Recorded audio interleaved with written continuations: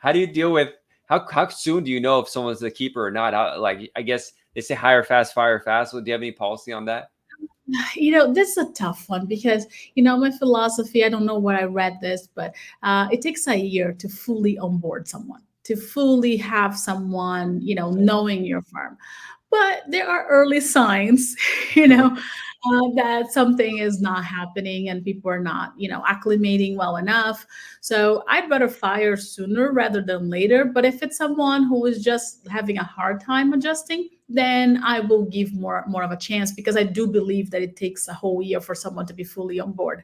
But to answer your question, how do we know that they watch the videos?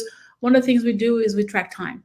We Yeah. track time. They have, so I know what's going on. We don't use it in a punitive way, but we do monitor people's time and what they're spending time on. So that kind of way we can kind of, okay, they're spending, 7 hours to draft an NIW. We have a problem, like the forms. Yeah. Yeah. That is a problem. So it really helps to track the time and having the information that we kind of told them to do. But I'd rather Yeah. fire fast if I see that it's just not a fit.